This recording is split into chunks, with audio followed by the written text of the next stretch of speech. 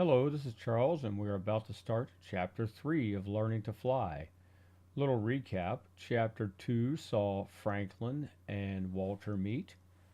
Franklin settled in Walter's house, and Walter discovered a little bit more about his abilities, stopping a mugging in a park and having two more bullets not even affect him one bit.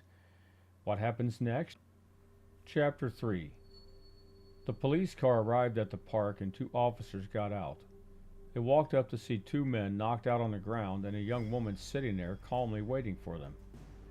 "Hello, ma'am. Are you the one who called us?" Yes, sir. "And these two are the men who assaulted you?" Yes. "My name's Ken, and you are?" he said, sticking out his hand. I'm Lily Johnson. "Do you live far from here, Lily?" Not too far, over on Euclid. "Would you like a ride home?" I guess so. Okay, Mike, you care to keep an eye on our guest there while I run this young lady home?" Lily got in the car and told the officer everything that happened on the way home. "Well, here we are. Do you want to press charges?" Yes, I do. "Here's what I'll do.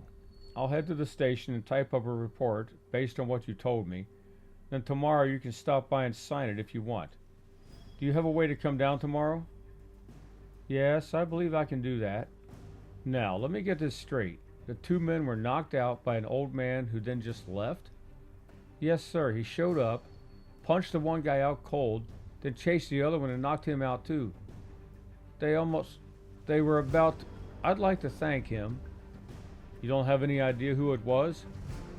No, he just said he was in the neighborhood, just some old guy. Old guy? Not sure how old, 60 or 70 maybe? "Okay, Lily," he said, handing her a card. "If you remember anything else, feel free to give me a call. I'm going to head back to the park now so we can book your assailants." Thank you, officer. "Hey, Ken, get a load of this," Mike said when his partner returned to the park. "Get a load of what?" "One of them is awake, or halfway. I got them both cuffed, but I did some walking around. Found his gun and found these." He held his hand out to Ken, showing him 5 flattened bullets. "What did these hit?" "They were just lying in the grass over there, not close to anything. I don't know what they hit, but this guy is mumbling about shooting someone and nothing happening. Now we have bullets in the middle of the grass looking like they were fired into a stone wall. What gives?" "The girl didn't say anything about gunfire. She was almost raped. It might take her a while to remember everything. She said an old guy knocked the two men out." "That's for sure. One might have a concussion." "Well, let's get them down to the station. I'm going to need to do a report." "The girl wants to press charges?" "Yeah, even said she'd stop by to sign a report tomorrow."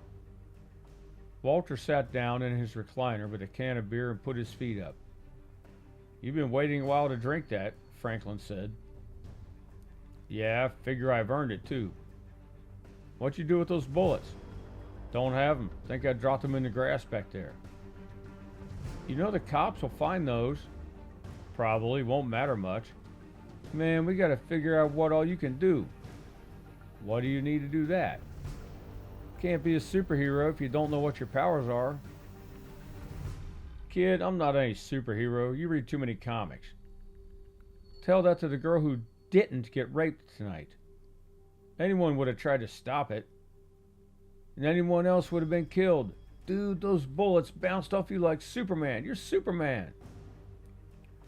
I don't think so. Might be some trademark or copyright issues with that. Well, you're gonna need a name, an outfit, secret identity. You're getting ahead of yourself, kid.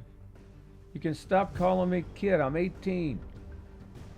When you get to my age, everyone's a kid. So what do we know so far? You're strong as hell and bulletproof. That's a good start. Bad guys can't shoot you, and you can just knock them out like it's nothing. Could get kind of boring. What's boring about not getting shot? All the superheroes got a nemesis, the big bad dude that's a match for them. Villain that's also got powers. Just yesterday there weren't any people with powers. This ain't the comic world where you got dudes all over with powers. It's just you. That wouldn't sell many comics. Lex Luthor didn't have any powers. but he was super smart. How smart? He always got caught. See, you know how this works. You read comics? I read them when I was your age. Haven't picked one up in years. Haven't read many lately either. You tired? Not really. I slept all day. Like to finish this beer if you'll let me. Finish it. Then let's walk over to UC. Why would we want to go over there at this hour? Man, when you were running up to that park, when we heard the girl, I couldn't keep up with you. You were running crazy fast, like super fast. You know that area they got over by the baseball field? Those fields before the football stadium? Yeah, I got a soccer field with a track around it. We got to see how fast you are. I don't think we should be trespassing around there at this hour. Ain't no cops there at night. I go there all the time, walk around the track and stuff. Sometimes a cop will tell me to leave and I do, no big deal. Walter downed the rest of the beer in one big drink and crushed the can. What the hell, I'm not going to get any sleep tonight anyway. Walter started jogging around the track, feeling like he did in his 20s, lap after lap without any sign of fatigue. Franklin stood by the track with a stopwatch, timing the laps. How you feeling? He asked when Walter passed him 90 minutes later. This feels great, Walter said the next time around. Not even getting tired, and I must have done miles. You've already done a marathon in record time, probably. More than a marathon if I'm counting the laps right. You're over 32 miles. Walter stopped and stood there for a second, not even panting. You sure about that? How long have we been here? Over an hour and a half, and you've done over 32 miles. You're not even winded. Nah, this feels damn good. I could run the pig. How much they pay to the winner? You could, but the flying pig was last month. Oh, but I'm kind of fast. You looked relaxed. You think you could go faster? Only one way to find out. Walter got back on the track and pushed it, eventually going so fast Franklin had trouble counting the laps. One lap was blending into another as Walter would pass him by, and there again in under a second. He gave up trying to count and put the stopwatch back in his pocket. He did some mental math trying to figure out how fast Walter was running to be doing an entire lap in under a second. He picked up Walter's phone and began shooting video. 5 minutes later, he thought he detected smoke, and when he looked up, Walter was nothing but a blur going around the track. It looked like the blur was showing no signs of slowing down. Not until Walter lost his footing and slid off the track into the building next to the field, knocking a pile of bricks loose.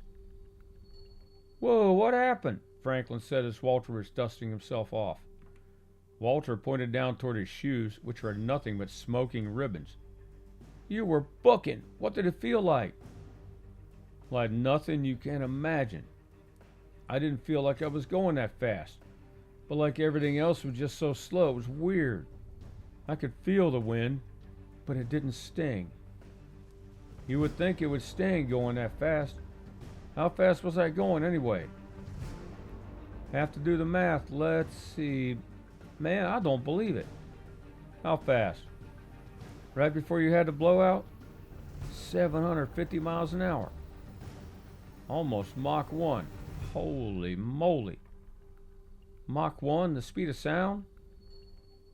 Yeah, it's around 760 something. You do that again, you're going to need better shoes. Not sure where we'd get those. I felt like I could go faster, like there was a whole other level. That is so cool. I wonder what else you can do. You want me to try to leap a tall building or something? You don't think you can do that, do you? I don't know. Man, I'm hungry. You probably burned a ton of calories. Hey, you up for a drive? It's the middle of the night. Saw on TV that IHOP has an all-you-can-eat pancake special going on right now. I wonder where the closest one is. Oakley. How far is that? Not far up, off exit 8. You could run there in a minute, but I'd never keep up with you. Hold on, kid. Walter ran home, put on a pair of shoes, and was back in seconds. He then scooped Franklin up, and in less than a minute, they were walking in the door of IHOP. 5 miles in a few seconds? Franklin asked. I was taking it slow, not sure what you could handle. Let's eat. 90 minutes later, Keisha Thompson walked back into the kitchen, shaking her head. The old dude's still going at it. Might need some more. That guy's been eating this whole time? Larry Owens asked. Yeah, the young guy with him had a breakfast combo and a couple pancakes. The old guy's been eating solid the whole time. I've never seen someone eat so much. We got anyone else in the dining room? Just those 2 Xavier students, but they're just having coffee right now. Check on him before I make more. You guys doing okay? You want more pancakes? Keisha asked. I'd love to, but maybe I should call it quits. I'd hate to look like a pig, Walter said. A little late for that, Franklin said. You said it, I didn't, Keisha said. Okay, maybe I went a bit overboard, Walter said. We'll take the check now. Let's not go home just yet, Walter said. Where are we going to get this hour? I don't know, walk around Meyer? Just don't feel like going back yet. You could try to jump over to Meyer building. And if someone sees me? Who's going to see you? There's nobody in the parking lot. Maybe I should start small like this, he said, jumping over a parked car in one easy leap. Impressive, but a far cry from a tall building.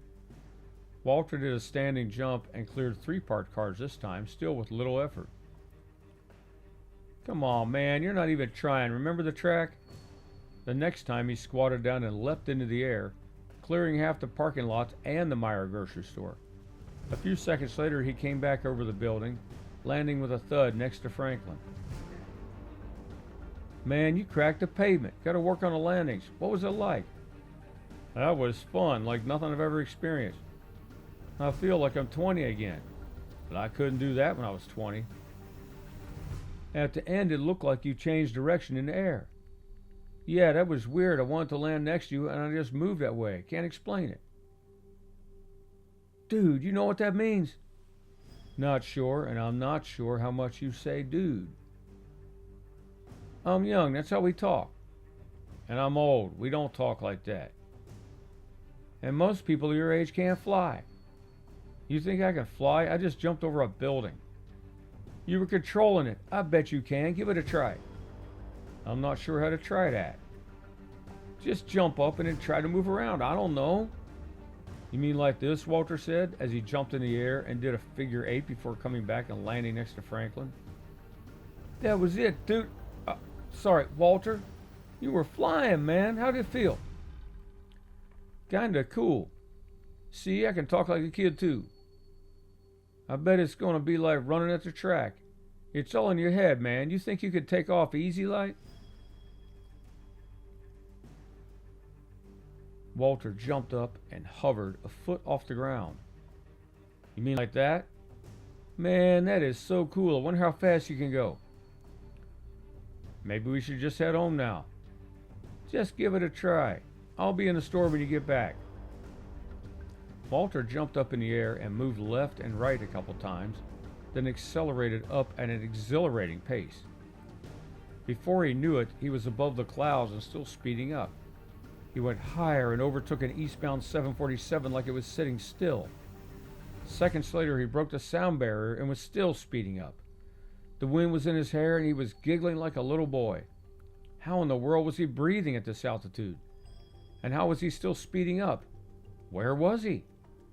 That last question bugged him, so he angled his body downward so he could get below the clouds and see if he could see any landmarks. He put his hands out in front in a Superman pose and let out a belly laugh. This was far better than all the dreams he had had when he was young. When he broke through the cloud layer, there was no land below. Nothing but water. Great. He would have to wait until he saw some land so he would know where he was. When he finally saw land, he also saw the sun, and the coastline didn't look too familiar. He tried slowing down, to limited success. The land was zipping by way too fast below him. He angled downward more, and the ground came up way faster than he expected. He narrowly missed a group of banana trees and hit the ground at over 700 miles per hour, leaving a long furrow in the ground. Climbing out of the crater he had made, he found himself face to face with two black men staring down at him. One of them was pouring out the contents of a flask he had been drinking from, and the other was just standing there slack-jawed. He finally recovered his wits enough to address Walter. "Jambo, Mzungu." "Come again," Walter said. "Jambo. That's hello. You're a Mzungu." "Mzungu? What's that?" "That's what you are, a white fellow." "Never heard that word before." "You not been in Kenya much before?" "First time here." "What did you do?" the other Kenyan asked. "Fall out of the plane?" "No plane. I don't know how to explain it to you guys." "You fell from the sky like a stone, made a hole in the ground, and you're not hurt.